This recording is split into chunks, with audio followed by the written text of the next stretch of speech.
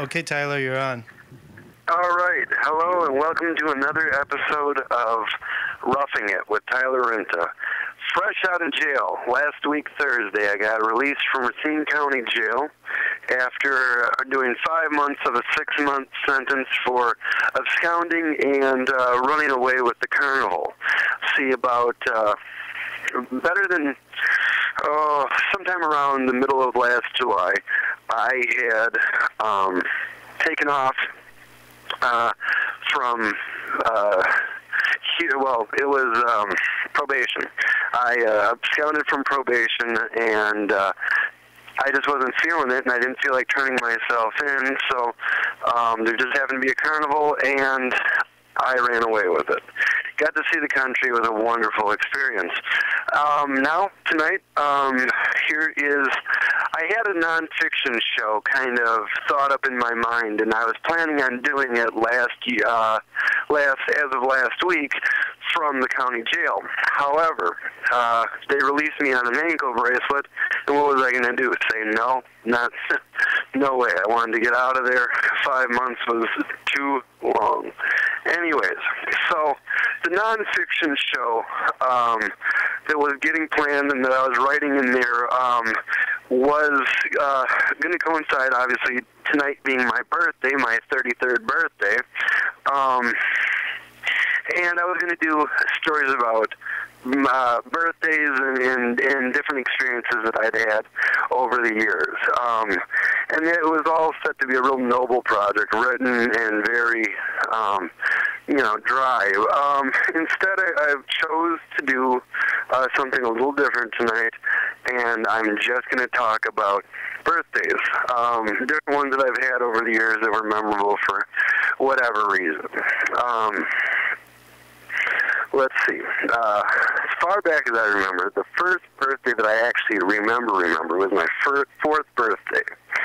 I remember being in my parents' backyard in Racine, Wisconsin, and how everything seemed much larger in scale than I'm sure it really was, looking back on it now.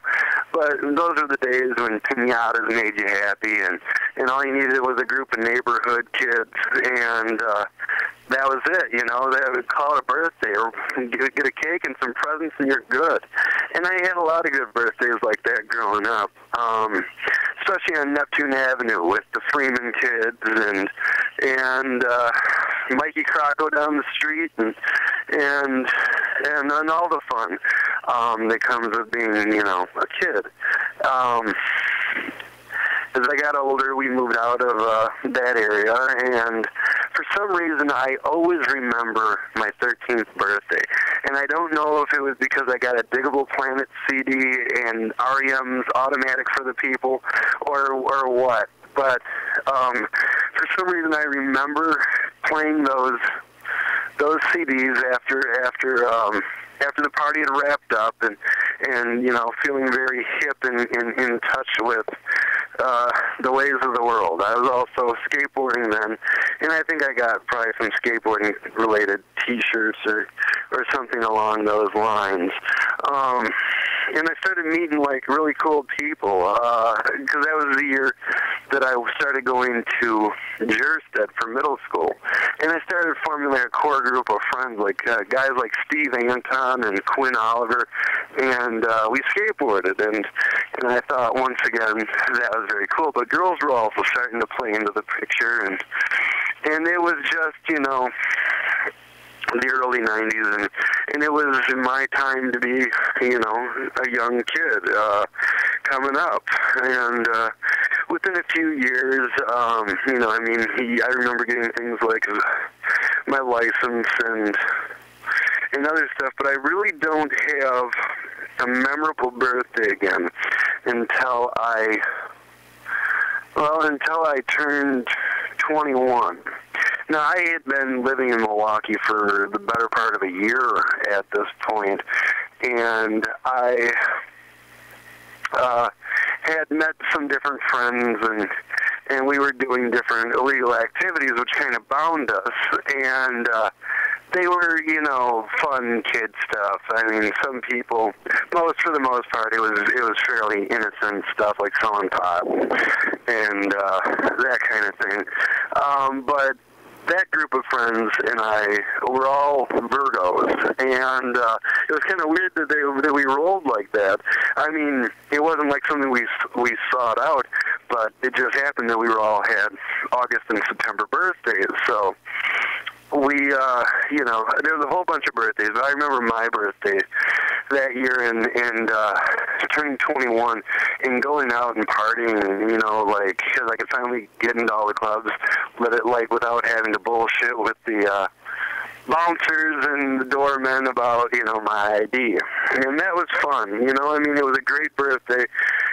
But it was like the end of the ones that you had to be sneaky to get into the bars, and for some reason it kind of did, kill the fun of all that, But at the same time, it was a necessary evil that led me into hanging out at bars. But I remember that birthday, and I remember hanging out with a girl named Mary and her brother, and going to some clubs. I think we were going to 3 or I don't remember. It's down in the Third Ward, and they were fun places. It was a great birthday. Lately, hold on. Then there's my mid-20s when I was really actually actively trying to become a criminal. After I graduated college, I decided, hey, this education is all fine and dandy, but I still wanted to be wild and crazy, and then I was doing stuff with escort services, running them in different factions, and setting up adult movie shoots and stuff along that lines. So my birthdays at this point started getting kind of bizarre. I remember, I think it was my 25th birthday, and yeah, it was actually my 25th birthday. And I was running with my ex-wife at this point in time, my now ex-wife, and I was also working with a girl named Chelsea, and I probably should have changed that name. But anyways, we had our little thing going on at that moment, and money was pretty good. I mean, above and beyond what we needed, even with all the bad habits we had formed, we still had more than enough money. So I remember going out and buying outfits and all this stuff. And then my mom and her boyfriend and my grandparents all wanted to have a birthday party for me. I'm the only child, the only grandson, the only nephew, the whole nine. And so my grandparents, my aunt, and my mom and her boyfriend had us meet at a steakhouse on the south side of Milwaukee, and it was a nice birthday. But at the same time, I brought my ex-wife as well as this young lady who was working with us at the time, and it was different. It was quote unquote alternative lifestyle, to the bizarre. And kind of, looking back on it, it was nothing to be super proud of, but at the same time, it was the reality that I had made for myself at that point in time, so I thought I was pretty cool. And it was, it is one of those things that you think back on and how did I bring my ex-wife and, a girl was kind of like my girlfriend, kind of just an employee in the adult entertainment business to my birthday. Well, because that was just how it was done. That's the only way I could see to do it. And I don't know. I mean, it was accepted because, well, like I said, I was the only grandchild, only child. So it's they didn't have anything to be oh, well, your brother would never have done this. It was never anything like that. They accepted it, and I rolled along with the punches. And so did they. I think back on that, though, and it's like, wow, really, I mean, I couldn't imagine pulling some of that stuff now. If, half the people that were at that birthday were even still alive. Well, I mean, half of them are, but there's a few people who have passed away, and like my grandfather and my mother have both passed away, and I miss them, especially on days like my birthday. I was thinking about them earlier. It's like, my mom and I didn't really get along together so well, but we always did, no matter what, because, I mean, there was no, and the way I always looked at it was there's like no other way to look at it. That's my mom, and no matter what, me and her differed on many issues, but at the same time, when it was the end of the day, that was still my mom, and I didn't have anybody else to look at, for that kind of thing. I had no, my father passed away when I was 21, and then my grandfather passed away back in 2008, and I've been thinking about all these birthdays and everything, and it's kind of weird, because ever since I turned 30, for the most part, I was incarcerated, except for, with the exception being last year. 30, 31, and 32. No, 30 and 31 were were birthdays spent in lockup. I was in Racine County Jail when I first got hit with these cocaine charges, and I had gotten out, and then I had bail jumped for giving a dirty UA at one of the places that monitors you when you have an ongoing drug case in Racine. And so I got a bail jumping, so I was back in custody. And so I had a plan that year to go to the Dells with my friend Taryn, my girlfriend Emily, and her sister Holly, who was also going out with Taryn. And I had this whole thing in my head of like how cool it would be to go to a water park and all this stuff. And when the end came down on my 30th birthday that I spent locked up in Racine County Jail, the closest thing I came to a water park was taking a shower and going through withdrawal, which was what it was. And I had grown quite addicted to heroin at that point in my life, and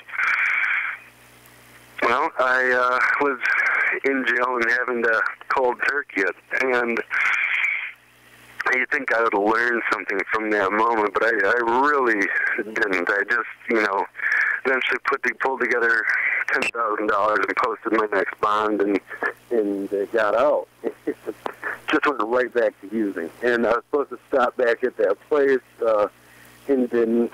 And I don't know. It was just kind of like a real down point in my life. My mom had passed away that February. And, like, everything that I had known growing up, except with the exception of my grandmother and my aunt, had been gone. It was a lot for me to deal with, given that I was, like I've said throughout this, that I was the only child and the only grandchild and only nephew. My family was like it, and they kind of, allowed me to do whatever because, well, that was just how it went down. I mean, I was the only one, so they didn't really ever correct me. They kind of just, like, watched, like you'd watch fish in a fishbowl or something. Make my mistakes or, live with my successes, because I had been a pretty productive kid up until I got really into the drugs. And even then I just, put into overdrive with, like, weird stuff, like escort services in adult films. And so be it. That's just how it all worked out. But that wasn't, like I said, the last of my birthdays spent in incarceration. My 31st birthday, I had gone through the court case, and I ended up getting 2 years probation. And with that 2 years probation a probation agent. Now that I was a felon, they were super looking at me, keeping an eye on me. And I just didn't care. Plain and simple, did not care. I wanted to still do whatever I wanted to do, and if I couldn't have it right then and there, I let it go. And that's kind of how I messed up that relationship with the girlfriend and the one whose sister and her and my friend Taryn were supposed to go to the Dells. Well, when it came time for me to get serious, because I couldn't have her all the time, I just went back to doing the most comfortable thing to me at that time, which was doing drugs. And I still had some money, and that's what I wanted to do. Well, the Department of Corrections didn't see it that way, and they ended up putting me in a place called STF, which is a hellhole I never wish anybody out there to ever have to go through, but I went through it. And now here's how it went down. I was put into custody in like the end of the middle of July, and I went to STF sometime around the middle of August. Now, they had sentenced me, or the DOC had put me in a 3-month inpatient drug program, which in a minimum security prison is just awful. But up until then, before we even get to that part, there's my birthday, the August 31st of that year, which I spent in a 21-hour lockdown situation with a guy named Dwight Wolf, who was possibly one of the most annoying cellies you could ever have. But nonetheless, it was my birthday, and it was summer, and they gave us shorts, and it was hot as hell in this little sweat box that we were given for room. And like I said, I spent 21 hours in there, so I made the best of it. And at STF, when you first get there, you're inside A, which is like I said, 21-hour lockdown. You're in your room, and you really don't have anything. Like, you don't have a deck of cards yet. You don't have any, because you have to order this stuff. And in the prison system, it comes every 2 weeks. It's not like every week like in the jails. Canteen, that is. So you can't place an order and get it right away. But I had some pencils and some drawing paper. I had Dwight Wolf to regale me with all his stories that were not that interesting. But you make the best of it when you have to. And I got through it. I got through a birthday in that kind of a situation. Got through half of that program before I got kicked out of the drug program for not taking it like they'd like me to, because you just get tired of having these people yell at you. I mean, at least from my personal point of view. You get tired of hearing the same stuff being yelled over and over about recovery, and this is the way, and this is the only way. And I just couldn't take it seriously. So I broke down and had it, and I got kicked out. Well, when I got kicked out, they tried to revoke me. So now to cut to the chase on that one, 7 months go by, and I'm back in that PMP section at STF in the 21-hour lockdown. But I get over to the 20-hour lockdown side. And I end up writing a novel, which I've started editing since I got out now. Because when I got out, I ended up beating that revocation hearing, and I got out, and they still wanted me to do another drug treatment program. Well, once again, just got tired of it. It was like a 90-day program. I got to day 45 before I got kicked out of that one, and I was told to turn myself back into the county jail. Well, I wasn't having it. That's when I said, forget it, and I ended up joining up with the carnival around the middle of July. And I had the best time of my life. I mean, I got to go all over the place. All over Wisconsin at first. And every day on there was like, you know, a nervous breakdown day. Because you're always at first, because I was always worried, like, I'm around police all the time. I'm going to get caught up. I'm going to get caught up. But I never did get caught up. It was almost like divine. And, you know, I thank God, my lucky stars or whatever, for each day out, I was very appreciative that I was just allowed and I was able to, you know, work and support myself. And, you know, I kept a low profile at first, but by the time it was my birthday last year, we were playing a show in the Sheboygan County Fairgrounds where Tip Top Rides and Amusements is right now, and it was my birthday, and a friend of mine out there, a guy named Leslie, had a tattoo gun, and I had gotten this stupid 666 tattoo on my on the left side of my chest, like right above where, you know, my heart is. And I had this, like, 666 there. And I was like, look, ever since I got this tattoo, nothing but bad stuff happened. And I didn't mention this before, but on my 18th birthday, my aunt and I had gone and gotten tattoos. At that time, I got Pride on my left foot because it was the skateboard company I was running. Anyway, I wanted a birthday tattoo that went along just as good, you know, as the Pride tattoo. It had just as much positive experience and good memories associated with it. And I'd grown up skateboarding and into punk rock music, and I'd always wanted a black flag tattoo. But last year on my birthday, my 32nd birthday, in the back of a box truck on the midway at the Sheboygan County Fair, I got the black flag bars, and they covered up the 666 tattoo. And I felt like this overwhelming just like wash of like everything was going to go better for me now. Because I really wasn't down with the 666 stuff. It's just when I was running the escort services and doing the heroin and stuff, I felt kind of evil, and I don't know why, but I thought that was kind of tough, and so I got the 666 tattoo.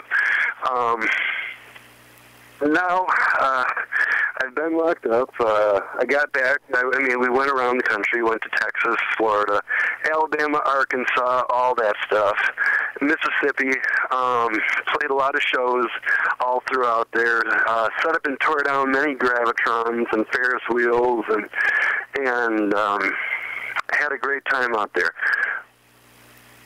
But I had to come back, and I knew I had to face the music because I got this 8-year-old son now, and I wanted to be part of his life, you know. I mean, I grew up with family, and I didn't want him to, you know, be like, you know, my dad ran away with the carnival and never came back. I knew I had to grow up. I knew I had to get real. And I kind of got real when I was out there on the carnival because I had to be dependent on myself. I mean, if I messed up out there, I had no backup plan. You know, I had no money to fall back on, and I wasn't going to run back with my tail between my legs like that. I was going to just have to persevere, move forward, and grow up and get off the drugs and, you know, live. And I learned how to do that working with the carnival. I must be like one of the very few guys who's gone on to the carnival who's actually gotten his stuff together. And, you know, for that and for all those people, I'm very appreciative. It was one of the best times of my life, and the time when I, like, grew up. And now, you know, I've got released on the ankle bracelet. I'm doing the birthday. Hello? Hello. Hey, I'm sorry. This is Adam with the next radio program on River West Radio. I'm sorry to butt in just in the middle of your story there. We're supposed to come on at 9 o'clock, so I just wanted to let you know if we could do a wrap up and then lead into the show. And apologies for the interruption. For sure. What's the name of your show? It's called New Word Document. New Word Document. All right. And who am I speaking with? I'm sorry. Tyler Rinta. How are you? Hi, Tyler. Oh, nice to meet you. My name's Adam. Nice to meet you, Tyler. Okay, let me just finish this one up. We're right at the end of it.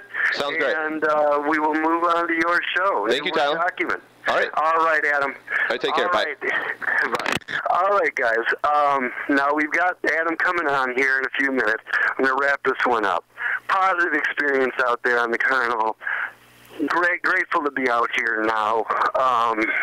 Wasn't expecting to be out here, being able to celebrate this with my family. My son's here, my ex-wife's here, my grandma's here, my aunt was here. It's all good. All right, kids. We're going to wrap this up right now, right before we go into the new Word document. I just want everybody to say hi. Hi. Okay, new Word document, you're on.